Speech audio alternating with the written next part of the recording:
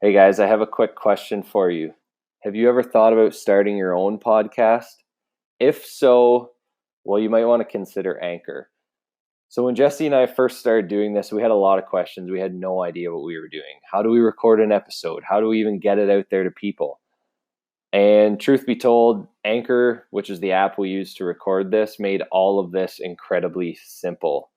We are both what you could call technologically challenged, and we can use this with simplicity. So if you've always wanted to start a podcast, just go to anchor.fm/start. You can make a profile, and honestly, you can start recording probably within 5 minutes. Hit an upload button, and it automatically adds it to all these platforms that you listen to us on. So again, that's anchor.fm/start, and you can get started right away. It's rolling. Is that one rolling? We're rolling. All right. We got back after a long hiatus. I hope. Yeah, dude. If you guys are hearing this and it's like, oh, it's been 3 weeks since I've heard from you guys, then this Not went well. Fault, yeah. If you don't hear from us this week, then we're just gonna be sad angry. pandas. Yeah. Yeah, we're having some technical difficulties with our recording system. Yeah. But apparently 30-minute recordings are going to be good to go. So that's what we're going to do. We're going to piece together 30-minute pieces and try to give you guys some kind of content this week. And it's legit not our fault. It's not this problem time. With the software, problem with Anchor. We contacted them and they said, yep, common problem people are having right now. If you record for a long time, it gets deleted. Yeah. All right. Feels so bad Good for to the know. guy who has to field all those emails. He's probably just like, oh no, what is happening? Yeah. He's just sitting there having dinner with his family or something. His phone's just going ding, ding, ding, ding, ding, ding, ding, ding, ding, ding, ding, with everyone's angry messages. We were pretty cordial. We felt just shame. really wanted to know what was going on. Anyway, the last 2 weeks we recorded some sort of New Year's resolution podcast idea, but now it's like almost February, so we'll probably get into it at some point, but we're just going to only say the same thing so many times over again. Yeah.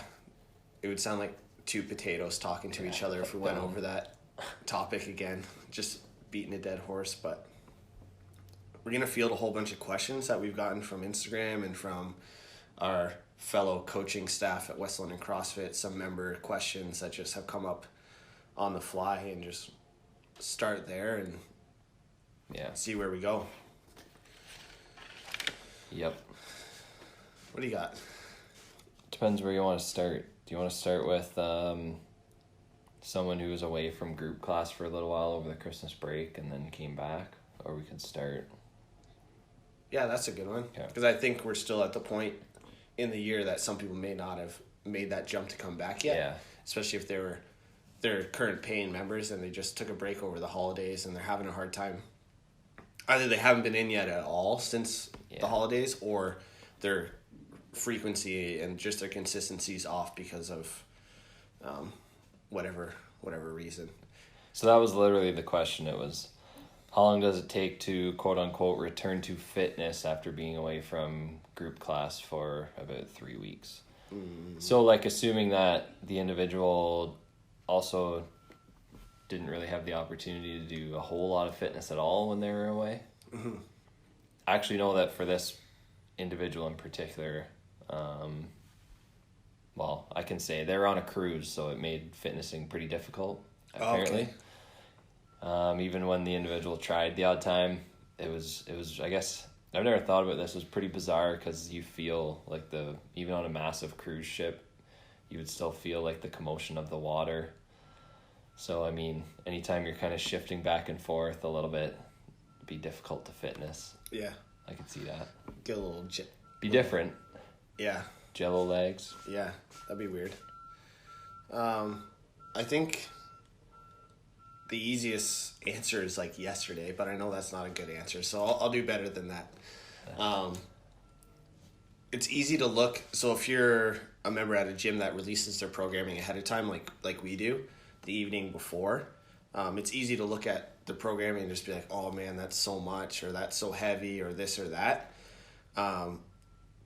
You can scale your efforts on a day-to-day basis depending on how you're feeling too, right? Just getting there. And so say, I'll use an example. There's back squats at like 85% of your 1 rep max, but you haven't back squatted in like 6 weeks. It's probably not going to be wise for you to jump back into a group class and do whatever volumes prescribed at that intensity when you haven't been squatting at all for a while.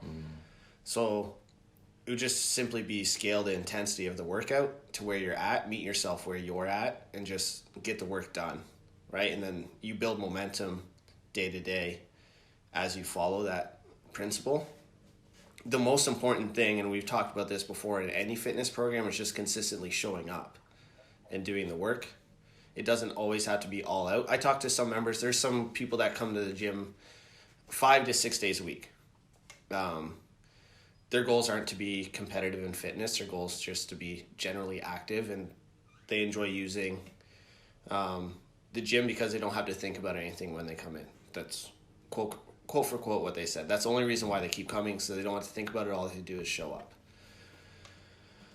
What this individual does and what they kind of were honest with me about, and they were kind of, at first, they're kind of like, I don't know if I should tell Jesse this, right? Because they feel like they're cheating, but they're not. All they're doing is allowing themselves to be more consistent. So he said to me, some days when I look at the board and it's like a 20-minute AMRAP and there's wall balls, I'm just going to make stuff up, wall balls, burpees, and rowing, and they just don't feel like they have it that day, he's just like, I use a lighter wall ball. I go slower on the rower. I go slower on the burpees. I just go and I get the work done. That keeps me coming to the gym, because if this individual stops coming, then he knows he's just not going to come the next day or the next day or the next day. So this is the opposite of this question, I guess, because that's somebody who is always coming and how they scale it, but it works the opposite way too. If you're looking at the programming, you're intimidated by the look of it, or you're feeling a little self-conscious about your current fitness level. It's like, we hear this all the time too when people have inquiries to the gym. It's like, I need to get in better shape before I start CrossFit. I'm like, that doesn't make any sense. Yeah, I do hear that one a lot. You're going to wait forever. If you're waiting to get fit enough to do anything, or you're waiting for the perfect situation to do anything in your life, it doesn't have to be fitness related. It's like, you're never going to do it. Or you're going to get distracted by something else. Other things come up. Like, it's just always going to be on the back burner. So go back. Yeah. Start at a lower intensity. Have some fun. Hang out with your friends. Catch up with the people that you haven't seen in a while. Get that community feel back. And then it's easier to come back the next day. And also know that nobody notices. It's true. Nobody knows what your 1 rep max is. So using the back squat example, if you have 60% on the bar and the prescribed intensity for that day is 85%, nobody knows except for you. And maybe the coach if they have you in their class a lot. But they're not going to call you out on it. It's going to be a conversation like, hey, what's going on? And you're like, I'm just going to take it easy today. Perfect. You're here. Awesome. It's like when people show up late to class. Oh, I'm sorry, I'm late. I don't care. You're here. Don't apologize to me. I love it. Doesn't matter. I'm happy that instead of turning around and going home because you knew you were going to be 2 minutes late, you just kept coming. You're 15 minutes late. Let's do this. It's fine. Yeah, I like that point. Another thing I thought of during that is I sort of had a similar experience over the Christmas holidays. Like, it applies to this. If you've maybe been away for a period of time, like around the Christmas holidays, I don't know, you take a few days off, come back, it's always a little bit rough when you first get back into things. So this is kind of the same thing. Personally, I never like to just jump right back into like high skill movements, especially if they're like borderline movements that you don't always have. Like, sure, on like a good day you can crush those, but on your not best days it's not always there. It's kind of hit or miss. Yeah. So I think what I'm getting at with this example is maybe if you come back after a little bit of a break or some time away, and it's like a high skill day, whatever, like it has a bunch of gymnastics and whatnot. I think if you have some borderline movements, like just as an example, maybe sometimes you can do kipping pull-ups, but not always. They're just not always there for whatever reason. I think that time when you've been away, you come back, just scale it down. Mm-hmm. Just kind of, like you said, same idea, get the work in. You're still getting the heart rate up, getting the blood flowing. You're getting that intensity back, which is, the most important thing after that little hiatus. Instead of trying to hit like that high standard, probably your coordination's a little bit off, your breathing's a little subpar anyways because you took a break, so that's going to negatively influence it. Maybe get a little frustrated because it's not there, and it's just kind of not, you're not starting things off on the right foot. So I think it's just, you just kind of have that option right away. It's like, okay, do I want to like take the kind of more challenging option with the risk of maybe I get upset, don't succeed, whatever, and then I'm angry going into my next few days back? Or do I take the easier option just so that I can get that extra work in, get the body back moving again, and then kind of proceed and build from there? Yeah, that comes from just maturity and just awareness as an athlete. Yeah. Not talking about like maturity as a human being, just maturity as an athlete. And if you're training in any way, then that's kind of the umbrella that I'm using that term for. But it's like you have to know yourself, and starting a little bit lower on the skill side or the complexity side of things is perfectly fine. Yeah. Well, I like your example with the higher skill stuff, like your handstand push-ups. Like sometimes you can do 1 or 2. If you come back after Christmas break and maybe packed on a couple extra LBs also, that can make that a bit more of an adventure. So just starting with like kicking up to the wall, getting used to being inverted again, little things like that can go a long way. I used to make that mistake all the time, trying to work out like either the day following or a couple days after boozing.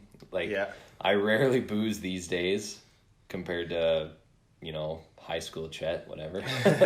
But like the odd time that I do, I used to make the mistake of, it's like, okay, maybe I drank last night or 2 days ago. Back in the gym now, it's like I got to make up for this. And then I would try and like get all fancy, work in all these high skill movements. Like I'm going to do, I'm going to crush like some bar muscle ups, handstand push-ups, that kind of thing. Mm-hmm.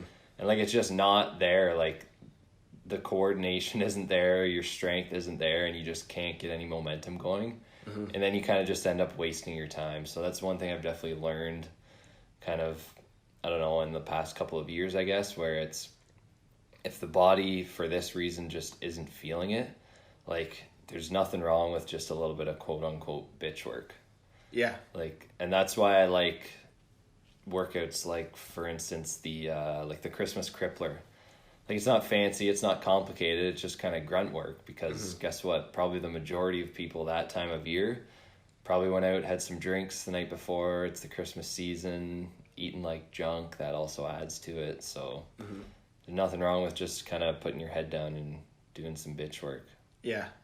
And that mindset of I was bad, right? I drank, I ate too much, now I have to go like punish myself. That's a dangerous cycle to get into as well, because for sure. It removes you even more from the whole point of fitness, which is finding some sort of fulfillment through that. For me, that's the purpose anyways. And it gets you into like, oh, I'm doing this because I have to again. And then that's a cycle that tries so hard to break. And when you're going consistently and your frequency's there and you're feeling confident, that seems to dissipate a little bit. But I notice that language come out in people when I see them again, like this time of year. If I haven't seen them over the holidays, come back like, oh, well, got to make up for the holidays. Like, no, you don't, dude. Just come and work out, have fun. It's the same thing.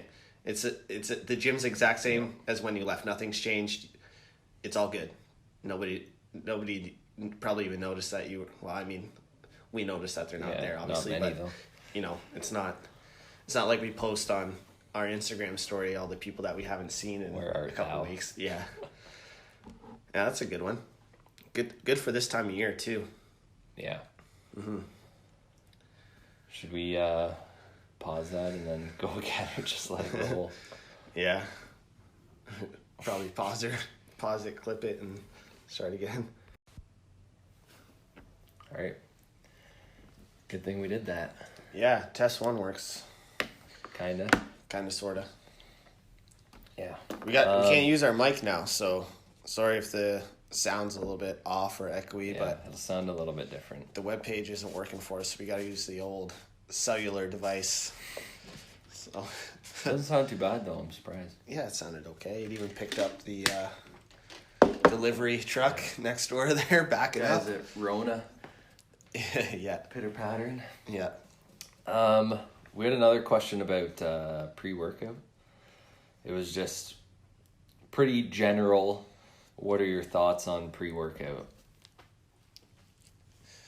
I like this one. Well, yeah, here's my story on pre-workout. Okay. I pretty much use pre-workout every single day. Every single time I train. I have one that is caffeine free and more of like a stimulant based nootropic stimulants. So like huperzine A. Yeah, like a stimulant free type thing, you mean? Yeah.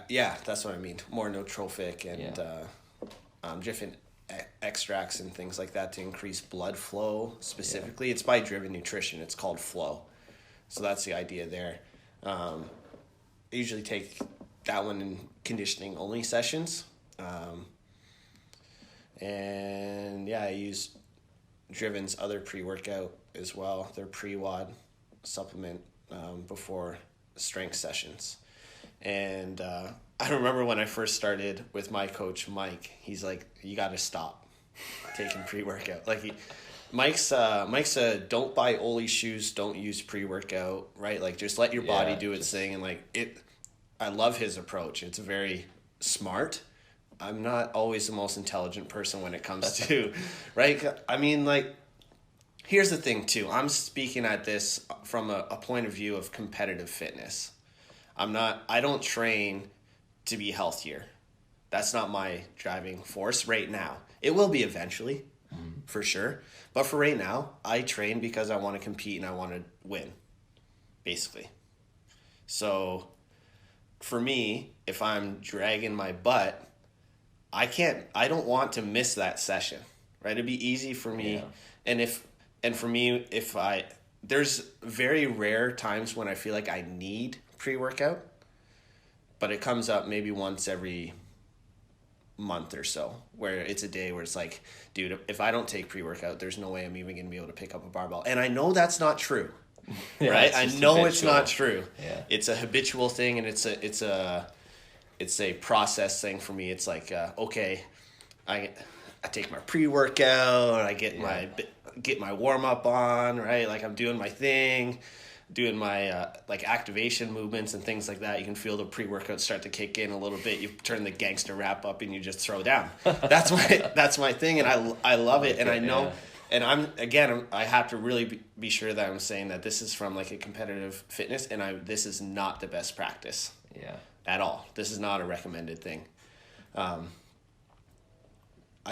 You had a whole post. What do you have about this pre-workout stuff at some point? I don't know if I probably had a post at one point, but I maybe deleted it at another point. Yeah. Sometimes I do that very hesitantly if I'm told by someone who I trust about how Instagram pages look, tell me it looks like shit. Yeah. I've reluctantly deleted a lot of posts over the past few months because of that reason. Because of the look? Yes. But I must say, so it's not that I disagree with that. Like, I totally agree. Like, this is kind of a separate issue, but it's interesting. Like, if someone goes to your profile, they're going to make up their mind within, like, the first 3 seconds whether or not they're going to follow you. Right. It's based on like what they see when they open it. So it's like, how does each individual image kind of mesh together? How's your bio look? Like, how visually appealing is it type thing? Mm-hmm. So that's one thing again, reluctantly, that is one thing that I try to abide by. Because if it was up to me, shit, I'd be posting like picture of my hand, picture of like the kitchen counter. I'd take a picture of the wall, like anything, and then just write the description. Because that's what you're there for. Yeah, because like I have the information. I always say, like, I'll write posts all day long. The hardest part is finding the actual picture to post with that information. Mm-hmm. That's kind of like a separate personal battle I've had in this entrepreneurial journey, put it that way. Understanding social media, marketing, and like not even so much understanding. Well, yeah, definitely understanding, but also like kind of abiding by the norms, I guess you can say. Yeah, you gotta play the game. Because I mean, I don't want to be stereotypical here, but maybe people are gonna get angry if I say this, but I don't really care because it's true. Like if a girl, hot chick, posts a bunch of pictures in bikinis, their followers go through the roof. Yeah. Like, that's just the way it is. Yeah, and if you don't believe that, go on Instagram and find one. They have thousands of followers and no information or content. Exactly. They could have zero description. They'll just put like one single emoji, like a smiley face or something. It doesn't matter. Right. And it just goes through the roof. Yeah. So because it's annoying. Guys are dogs. Yeah, exactly. So what were we talking about? Your social media posts and the fact that you might have had a pre-workout post at some point, but it might not be there. So I'll definitely have to do another one though in the near future. For sure. Yeah. So you actually brought up an interesting point that you have one caffeine free. Mm-hmm. So is that because, like, with conditioning, the goal is to keep your heart rate as low as possible throughout? Yeah, I like that. Yeah, for me, I mean, the Driven Nutrition caffeine content is the same, equivalent to a actual measured cup of coffee. Mm-hmm. So it's fairly low, but still, like, I can't. For me, like, heart rate gets and I drink a fair bit of coffee through the day too, so you toss one of those on top and it's like, it's not good. It's not okay. You get buzzing in a bad way real fast, especially if you're doing any sort of conditioning. So that was definitely one of the points I was going to bring up anyways, because I think that's one thing that people don't often think about is, like, what's your goal with the workout? So you said, like, competitive or health. That was a good point too. Mm-hmm. But then you also have to look at definitely, like, strength versus conditioning. Because exactly like you said, like, if you're doing a conditioning workout, kind of overall the goal is to be able to continue working while, like, maintaining your heart rate at a manageable level. Mm-hmm. But if you take a bunch of caffeine, it's a stimulant that's going to jack your heart rate up before you even start the workout. So then once you do start the workout, that just means your heart rate's going to go even higher. Now, obviously, like there's a ton of other benefits to caffeine, obviously, that we know that would improve your performance for even a conditioning one. But, you have to kind of, I guess what it comes back to is, like, how's your ability to actually, like, control that heart rate. Mm-hmm. So you said, like, for you can feel that heart rate jacking up and it's just not a good combo. And I'm the exact same way. Like, if I get my heart rate jacked up before, like, a conditioning piece, I'm just not going to be able to do as well. Mm-hmm. So I'm the exact same way. I don't use pre-workout, but if I'm drinking, like, a coffee or something, I definitely also try and limit that, like, before a conditioning workout. And this is really what a lot of, like, Charles Poliquin was big on this too. Yeah. He would, like, caffeine before strength, not before conditioning. So I like that. I think where that one becomes a little bit tricky though is if your sport is purely conditioning. So, like, I use the example of, like, hockey. Like, a coffee before a hockey game, that's conditioning. So why are you using caffeine? Right. Kind of different there, I think, because it's not a single piece. It's, like, over the length of a period of time, so you actually have a chance to, like, tone it down a little bit in between shifts. But yeah, anyways, we're kind of digressing a little bit. Yeah. So when it comes to, like, the stimulant free, I don't really have, like, my personal beliefs, I don't really have a big problem with those as long as it's, like, the ingredients that are actually supported by scientific research. So, like, we know the major ones like creatine, BetaAlanine, L-citrulline. Those are probably, like, three of the biggest ones. Mm-hmm. And then there's just a piss pile of other ones that you might see in, like, whatever supplement products. Right. So, like, this is kind of where a couple of my issues creep in. So it's companies, what I would call, like, fairy dusting. So they'll just, like... The blends? Yeah. So they'll just, like, sprinkle in a tiny little bit of each and every ingredient, as many as possible, just so they can throw on the label, hey, we threw this in there. This has been shown to maybe do this. Mm-hmm. But if you look at the actual amount in there, again, another problem, it either doesn't show, it'll say proprietary blend. That's because they just put a tiny little amount in there. All the exactly ingredients that they threw in there. So chances are they probably didn't even put the amount in there that has been shown to be the minimum required dose to get whatever benefits that product showed in studies. So like the perfect example would be creatine monohydrate. Like we know like 99% of studies show that like 5 grams is essentially that like effective dose. Right. But you'll see products put in like whatever, like a gram. Right. Or 2 or 3. Or, you know, so it's like, okay, probably not doing anything. Yeah, you don't even have the minimum effective dose in Exactly. there. Yeah, but if you buy a creatine monohydrate on its own, it says serving size 5 grams. Yep. Because that's exactly. the effective dose. And if they're just selling that product on its own, they actually want it to work. Yeah.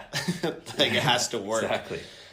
Whereas these pre-workout blends, they're going to get you going, right? So you'll feel, especially one of the lower end ones, and we can get into the dangers just from a competitive standpoint and from a wellness standpoint with those blends after this. But like a lot of the ingredients that they're tossing in there is just for that, like to get your brain going. Yeah. Right. Lots of like nootropics and stimulants and caffeine to like get you feel like you're buzzing. Exactly, but it makes no difference in your performance at all. It just makes you feel a certain way. So at that point, it turns into like almost a drug addiction. You're taking this pre-workout as a drug because of how it makes you feel rather than the actual performance benefits that it could have. Yeah. So for somebody listening and they're like, maybe that question was to help them choose a pre-workout because they've made a decision that that's something that they're going to do. Yeah. So without trying to like change their mind, and we can talk about changing their mind later, but if somebody's convinced that like, hey, I really think I need to take a pre-workout because of XYZ, whatever their reasonings are, what ingredients and what dosage of that ingredient should they be looking for? So creatine monohydrate is like number 1 on the list. Like that is probably I would say well, not the only, but anyways, it is like the one pre-workout ingredient, call it whatever you want, that is like, in my mind, unquestionably proven to be beneficial. So I've talked a little bit about this one before. Like it essentially just improves your efficiency of generating ATP in muscle cells and other cells.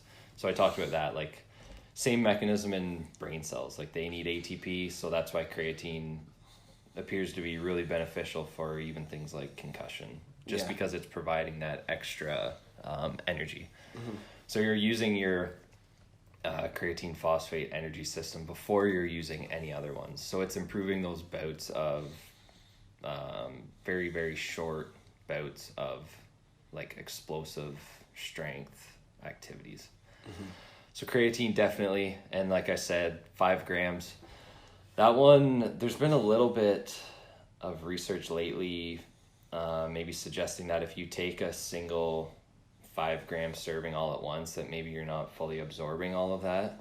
Like maybe you're only getting like 3 or 4. So now some people are saying like, okay, take 5, but maybe take it twice, like just to be sure. Mm-hmm. So that's kind of like still up in the air. Yeah, that's kind of what I recommend for like my young hockey players that I'm coaching. Yeah. Mainly for the brain health benefits. I mean, they're young kids and they're going to it'll help them get stronger, sure, but I'm more concerned about them having their brains healthy. Yeah, I know. Being in a contact sport. Too. So like my recommendation to them is 5 grams when they wake up with their first meal, and then 5 grams before bed with their last meal of the day. Yeah, all contact sport athletes should be taking it, I think. Elderly people too, like anyone over 45. To preserve muscle mass. Have we talked about... Yeah, I think we talked about how when my grandpa was at Parkwood after his stroke, they were supplementing with creatine. Yeah. That's how legit this is. Yeah, I'm happy to hear that, actually. Beta-alanine's another big one. Mm. It's like most pre-workouts, you start to feel a little bit of a tingly sensation. That's the beta-alanine. I think at this point, a lot of pre-workouts, again, they'll just like sprinkle a little bit in there, less than the effective dose, just to make you feel that. So then that's where the habit kicks in, and the placebo. It's like, oh shit, feel that tingle. I'm all jacked up, ready to go now. Totally. But in truth, so this one's a dose of 3.2 grams. That being said, this one actually, a lot of the papers show that to get the benefit, you have to actually take it like 2 or 3 times throughout the day, as opposed to just all in one single serving, like to actually load that. So that's kind of another question that's up in the air. But otherwise, sorry, this one is essentially for buffering buildup of acidity during like those medium bouts of physical activity. So anything like roughly like a minute to like 3 to 4 minutes in length. Because if you have that buildup of acidity, and we've talked a little bit about this before as well, it's not the lactic acid, but it is a buildup of acidity still. That's what's going to prevent you from basically continuing to push through, and it's also going to cause a lot of soreness. Like if you feel that burning sensation that you think is lactic acid for a long period of time, that's what's going to cause that extreme soreness the next day. So this beta-alanine can also help with that as well. So it buffers the acid. And again, this one has also been very reliably shown to like improve bouts of kind of those high intense, I don't know, we'll call them high intense interval sessions just in general. I mentioned L-citrulline. So L-citrulline, this one's for blood flow, like increases vasodilation, enhances blood flow to muscles. You'll see this in a lot of different forms actually. Like you might see like L-arginine, L-citrulline. What else would you see? Is citrulline malate one of them as well? Yeah, so that's the same as L-citrulline. That's the same, yeah, just different word. Yeah. So this one again, like shown to be reliable. Dose for this one, I believe, is also around 5 grams. So those are kind of the 3 that come to mind. They're definitely not the only ones. Like you see a lot of other ones. Taurine is another one. Like you see that in Red Bull energy drinks. I can't think of any other ones. Those are really the ones that come to mind. And then like BCAAs and essential amino acids. Right.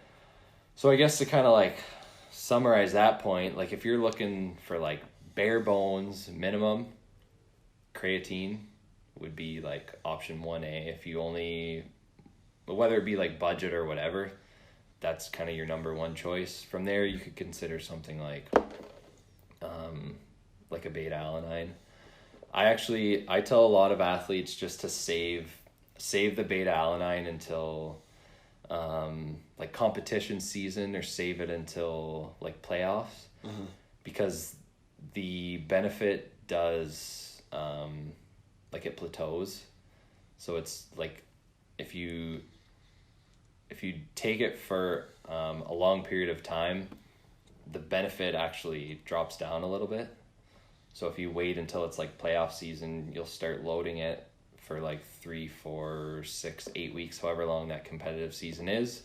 You get that benefit, and then you go off it, and then you just kind of cycle back down and let the body kind of naturally take over. So that's what I always tell people. I think that's a good one to kind of cycle in and out. Creatine, you don't have to cycle on and off, contrary to popular belief. Yeah, that was one that, even on some of the labels now, from the companies that just sell it on its own, some of the older companies that have been in the game for a while, they still say like 6 wees on, 2 weeks off sort of idea, as if you're like, I think like you could totally do that though to save money, because it's not like it loads. The creatine, the same thing, it'll load and stay in your cells for a period of time. So if you don't take it for like 3, 4, 5 days, it's still going to be there, and then you could jump back on. Yeah. I think they used to say it, I think, for a safety issue, but all that's kind of been debunked right now. If you guys kind of want to know the details on that, just scroll down to, it was one of our earlier on episodes. I did like a solo-sode, and I talked about why the consequences of, why the proposed side effects of creatine are like bunk, not true. Right. So go back and check that out. Yeah. And then, so those are kind of the 2 bare bones. And then what else were we talking about? Like actually selecting a pre-workout, I guess. Yeah, I mean, for you, like you're the nutrition neuroscience dude. Would you ever? How do I word this question? I guess simply just who do you think should be taking pre-workout? I think competitive athletes. They should be, or no, they don't. could. They don't have to. Yeah, They could. I agree with No you one totally. needs to. Yeah, totally. At all. And then this is coming from a guy like I said, like pretty open, like yeah, pretty much daily. Well, and by every the time I'm way, training. this is coming from me, coming from a guy who also used to faithfully use this stuff every single time I worked out, before every practice, before every hockey game. Now all I use is creatine. Yeah. That's not including like protein powder, and then BetaAlanine. Like I said, I do my best to like start working that in around more competitive times of the year, but I don't always succeed because it's a pain in the ass. Yeah. Like I try and do it the right way and take it like 2 or 3 times a day. It's a pain. Yeah. So the only one I'm actually faithful with is creatine. Yeah, I know for me, because obviously like there's times where like traveling or whatever, where you can't really, it's not even worth trying to bring it with you because, I mean, I'd never pack a check bag. I always just bring a carry-on. And the last thing I want is like to go through security and then have to go through my stuff because I have like pre-workout in my carry-on. So I just leave it at home so I don't use it when I'm gone. And the performance is the same. It doesn't change. It's habitual. Yeah, that's what it's like when placebo. like athletes come up with a certain routine that they maintain. And I mean, I was a goalie, so I definitely have like that built into me. You know how superstitious goalies are, right? So it's like like follow my steps to get ready, and then okay, go. Right, like for me, it was like left side equipment first, then right side. Had to tape in a certain direction. My laces had to be a certain length. Like everything, it was ridiculous. My stick was taped a certain way at a specific time before the game started. Like that's where it comes from. I know where it comes from. And that's all it is. I'd be fine, and it's been shown. Like, for example, competing at Worlds, I didn't have any supplements with me when I was there. It was fine. Yeah. Performance didn't change at all. Right? Like nothing changes. It's just it's more placebo than anything else. Right. I believe that it's gonna help me do this session. And if I didn't have it, it'd be the same. Well, and don't get me wrong, like the right product, I believe that absolutely it could improve your performance. But I mean, like we said, like there's you kind of have to sort through kind of what the good options are, what the crap options are, when to use it, when you don't need it.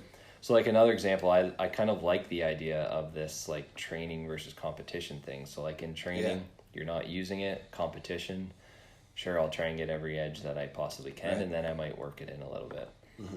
So I think, again, to kind of just like summarize a little bit of that, I think if you are getting one, like a couple things to look out for: no proprietary blends. Like you want to actually be able to see how much of each individual ingredient is in that thing. No sugar. And no artificial flavors. So like reason being for that, again, like I think you should be able to control as many variables as possible, like with your training and with competition. So sometimes I don't think it's best to have a pile of sugar before you train. Like sometimes you need to have that option where today I'm going to benefit from not having any sugar before I train. But if that's in your pre-workout, you're never kind of using that option. Right. You know, we could go down like a whole another rabbit hole with that one about how you can develop like a reliance on like burning sugar for energy and so on and so forth. But anyways, what it comes down to is just like kind of having that control. And then like the artificial sweeteners, so I would look for a natural sweetened one. Because again, like the artificial sweeteners, like you want to limit those at all costs because those can cause, I'd call them like an artificial insulin spike. So like we talk about this a ton as well. You have insulin spike whenever you eat sugar and carbohydrates, but artificial sweeteners, like, our brain has no idea what those are, right? Like, those haven't been around for very long, but when we detect that sweetness from the natural sweetener, there's like nerve endings on our tongue that relay that signal of sweetness. And then the brain just thinks it's the exact same thing as sugar. It'll increase insulin because it thinks, oh shit, this must be sugar. I got to transfer this into the cell, blah, blah, blah. Yeah, just another crazy way your body adapts, right? It's Yeah, like, exactly. Oh, let's just get a head start on this. Yeah. I taste it. This tastes like I'm going to need to do that. Yeah. So I'm just going to do it. Yeah. Yeah, the taste thing is pretty cool. It's a pretty crazy effect. Like, there's, I don't know, tons and tons of studies that show that even if all you do is rinse a carbohydrate-rich solution in your mouth during training, it, like, increases your alertness and performance. It's so crazy. Like, you don't even have to actually ingest it. So. Yeah. Oh, this is a thing, like, sometimes in the open and sometimes in competition, you have, like, a conditioning piece, like a high-intensity conditioning piece, whatever, whether it's for time or something, or an AMRAP. And then there's a window afterwards where you have to lift heavy. Yeah. That's like my number one recommendation to all my athletes is to have something sweet. It doesn't even have to be sugar-based, but something sweet. Just take one little sip in between attempts and your brain, it just... I know. There's so many little tips and hacks like that. Yeah. I love it. It's cool. Yeah, so those are kind of the big ones, I would say. Yeah, cool. We won't go down the whole insulin sensitivity rabbit hole because that'll be another hour. But yeah, that's kind of what it comes down to is like, and then if you're an athlete and you are using this for competing, you have to look for that like safe sport certification, because there's a lot of, it's gotten to the point where there's like some synthetic ingredients out there that get thrown in here that are not only banned without people knowing about them, but like potentially dangerous as well. Like I wrote a couple down here. Like a DMAE, I think it was called.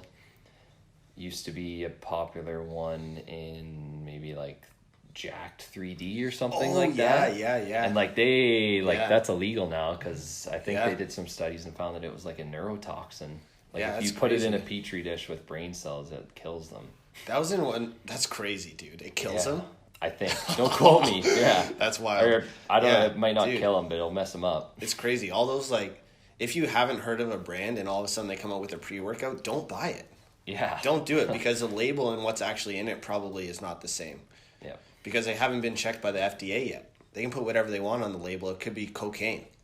Yeah. Right? It'll work. It'll get you going, I guess. Like, it doesn't matter what it is. And there's a lot, like, if you want to compete, if you are competing, you have a responsibility not only to yourself but to the other competitors to make sure that the supplements that you're taking are clean. Yeah. And we saw it a lot this year in particular, or last year I guess now at regionals, the amount of athletes that tested positive and the response was, well, I didn't know it was in my supplement. It's like, well, you're the athlete, you're responsible for what goes into your body. If you're going to compete at that level, you're responsible for that. It's like somebody taking some sort of steroid, whatever it is, anabolic steroids, SARMs, whatever they're taking. I don't care if you're doing that. Just don't compete. Yeah. Do whatever you want for whatever your motivation is, to look good, to get stronger, to do whatever. Cool, fine. Just don't sign up for a competition. Whether it's a local competition, that's even worse. If you're taking steroids or some sort of performance enhancing drug and you're going to like a local comp to win, that's like, brutal. Go home, dude. Like that, to me, I feel the same way about that as I feel about somebody who's an RX athlete. Like when I see somebody who can do muscle ups in a scaled competition, like, right, they sign up for scales, like, go home. Oh, you finish on the podium in the scale division, you're not scaled athlete. That's for people that are actually scaled. Yeah, like you're that person's cheating just as much as the steroid person to me. But like the same thing, if you're competing and you're taking supplements, you have to get that third party checked. Yeah. Especially if you're at the high level, or you buy one that's Safe Sport certified already, because that's your golden ticket, because that means everything has already been third party testing. Yeah. And they test every single batch. They don't just test one or the other. If a supplement's just been released, give it a year. Okay, let it sit on the shelf for a year. Let people buy it, do whatever. Don't go and buy it. Wait to see what comes of it. Regardless of the marketing. Yeah, exactly, right? Like all the hype stuff on the front. There's supplements out right now that straight up post banned substances right in their ingredients list. Like, how do you miss that? It's messed. You have to notice that. It's weird though. It's like they like openly throw it out there as like a marketing ploy. It's like, it's weird. It's like, what's a good example of that? I don't know. It's like, it's usually like a new synthetic ingredient, but because it's like mysterious and like potentially has all these like crazy muscle bound benefits and all that type of thing, people's ears perk up and they go like, oh shit, like this is the next new thing. Yeah. 100%. Even if they know it's wild, even if they know it's banned. Yeah. Allmax has one out right now. Really? Yeah. I forget. It was, I won't mention her name, but it was somebody from Toronto area that tested positive for it at regionals this year. And her reasoning, she didn't know, but she was taking this pre-workout supplement and it had, it starts with an H. I forget the name of the actual substance itself, but it's not only on the ingredients list on the back of the label. It's marketed on the front to have that in there, right? And it's a beta blocker of some kind, but it's marketed. And it's like, okay, but like, why are you doing that to people, right? Like, why are you putting athletes in a situation where they're unintentionally cheating? Did she mean to? Absolutely not. But she has a responsibility. She signed the sheet to say that she was going to compete clean, right? But as a company, like, that's a big problem for me. And that's a company that I use other products from. Like, I use their creatine monohydrate. Yeah, same. I know. So like now I'm looking at it, but it has a little check mark on that one. But that one doesn't. But it's like you kind of lose faith too, and then get really worried. Supplement industry's messed up, man. Yeah, it's marketing. Lots of marketing.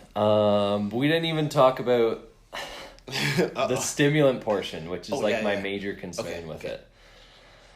I'll try and be quick with this. But so put it this way, like the same reasons why overtraining, like training too much, not taking off days, the same reason why like that hustle life, you know, like not sleeping, but I'm still gonna get up and train every day. I'm gonna work all day long. Maybe I'm a little bit stressed out throughout the day, but who cares? I'll just mix in some Red Bulls. Like the same reason why all of that is not good for health or performance is the same reason why pre-workouts can be not good for both health and performance, because they can burn you the hell out. So this is that, like, they can literally lead to or cause